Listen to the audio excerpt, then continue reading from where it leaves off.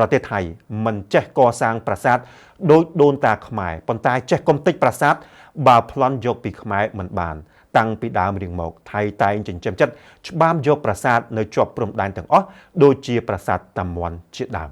លោកតាគង់ជាមានវ័យ84ឆ្នាំរស់នៅភូមិគូឃុំគោកមនស្រុកបន្ទាយអំពិលខេត្តឧត្តរមានជ័យលោកតាជាអ្នកមានកំណើតការជានៅជិតតំបន់ប្រាសាទតាមាន់ដែលរបស់ខ្មែរតាំងពីបុរាណកាលមកលោកតាបានគូបញ្ជាក់ថាប្រាសាទតាមាន់មានលក្ខណៈល្អស្អាតហើយសៀមតែងតែចង់បានម្ដងហើយម្ដងទៀតពីជំរំភិសឹកនៅក្នុងខេត្តឧត្តរមានជ័យលោកតារៀបរាប់ប្រាប់ទូរទស្សន៍អប្សរាថា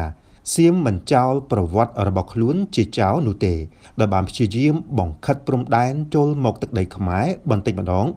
ងជាដរាបរៀងមកការពិតវាយកដៃយើងរឹបវា30ប្រមាណខេតនោះយកដៃយើងដល់យកខ្មែររិះគន់លេងវាខឹងលេងវាខឹងស្លេវាចង់យកទាំងអស់លេងបានវាធ្វើចោលនេះយោបាយវានោះវាខឹងធ្វើអាកលឹតក្មេងធ្វើអាកលឹតចោមិនមែនអាកលឹតនេះចេះនេះដេញអើយមួយអាពូចោនេះវាមិនចូលសោះតំណងបាទនេះតាល្បែងក្មេងមាននិយាយល្បែងយើងនេះចេះដេញអើយលោកតាគង់ជាមានប្រសាសន៍បន្ថែមថារហូតមកដល់ពេលនេះសៀមនៅតែបន្តព្យាយាមរុលចូលយកដីខ្មែរទៅតាមមហិច្ឆតាឈ្លានពានរបស់គេលើកចុងក្រោយនេះសៀមបន្តឈ្លានពានកម្ពុជាកាន់តែខ្លាំងដោយប្រើប្រាស់យន្តហោះទម្លាក់គ្រាប់បែកមកលើអ្នកភូមិរស់នៅក្បែរប្រាសាទតាមាន់នេះបណ្ដាលឲ្យមានជនរងគ្រោះហើយធ្វើឲ្យជនភៀសឹករងទុក្ខវេទនាយ៉ាងខ្លាំងប្រាសាទតាមាន់មានទីតាំងស្ថិតនៅភូមិគូ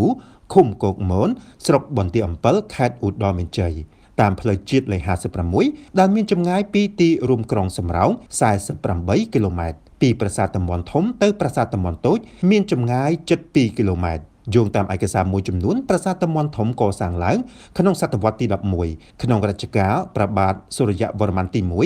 1002-1050 និងឧទ័យទិត្យវរ្ម័នទី2 1050-1066ចំណែកប្រាសាទតាមាន់តូចកសាងឡើងនៅក្នុងរជ្ជកាលព្រះបាទជ័យវរ្ម័នទី7ក្នុងចុងសតវត្សទី12និងដើមសតវត្សទី13